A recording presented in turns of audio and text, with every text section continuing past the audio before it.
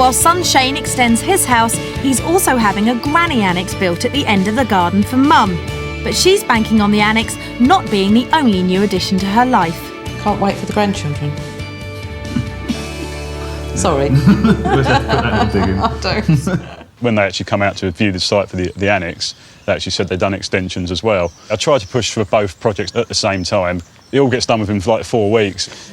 So the family are building a 48 square metre cedar-clad one-bedroom annex at the bottom of the garden, supplied by Bedfordshire-based kit company Granny Annex. At the same time, a single-storey flat-pack extension will be built onto the main house, adding a valuable extra 14 square metres. We chose this company because it's just a turnkey service basically, and it does everything what it says on the tin, so to speak.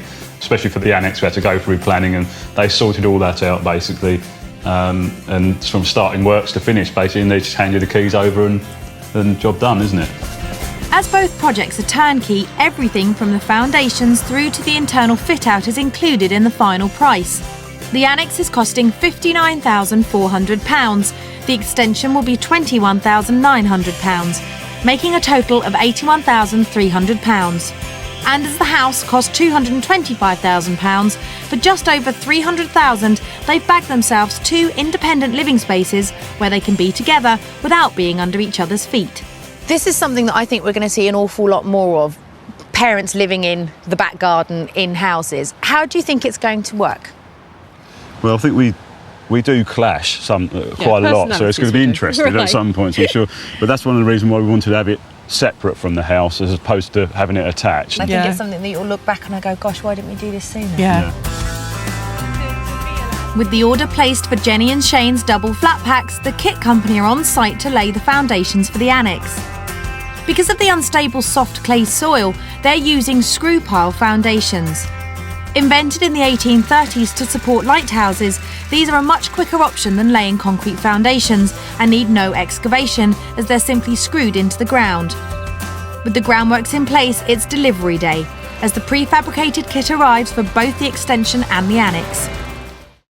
The Annex has shot up in just 5 days. The shell is up, the roof is on, and the glazing is in, and they've made a start on the cedar cladding. Meanwhile, the extension takes 7 days to reach the wind and watertight stage. Pretty impressive. I think it's beautiful. I love the cladding.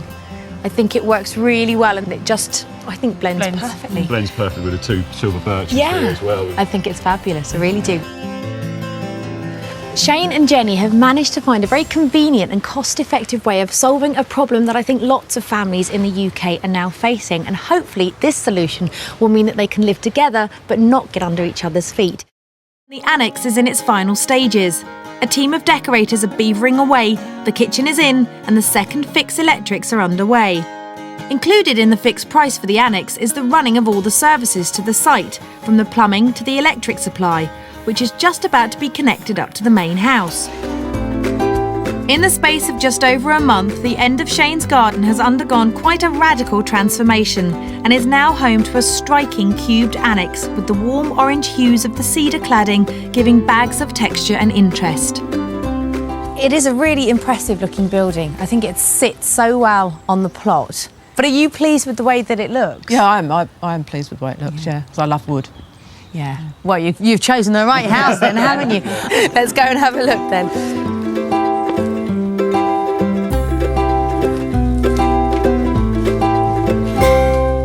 This is genius. This is perfect. It's made such a difference, hasn't it? When you're sitting down, you can look out into the garden and it's just going to flood it with light. And this, compared to the last time I stood in this very spot, is like a different room. I think it's lovely. I think the only thing left to do now is road test your kettle and have a cup of tea. Okay. And try and find where you put the mugs. Yeah.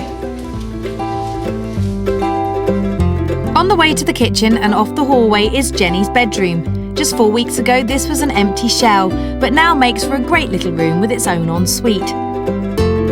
The speed of which they have turned this around is impressive. The same goes for the kitchen. Jenny's upgraded the units, which was money well spent, and she's got a great view down the garden. What would you say to people that are maybe thinking about doing the same things? I'd definitely go and see one 100%. And I'm glad we did, because it put your mind to rest, didn't it? Yeah. Because the conception of people in Britain, I think it's just going to be a shed down the bottom of the garden. Yeah. They've moved on a little bit since then. So I think that's really important, actually. I think it's very important to go and look at the company and then go and look at a build that they've already done, and then sit down and look at exactly what you get for that price. Do you get door handles? Do you get light fittings? Do you get flooring? Is the kitchen included? Because I think that's where a lot of people fall down. Jenny and Shane have managed to find a solution to a problem that faces lots of families at the moment. All she can do now is sit back, enjoy it, and wait for those grandchildren.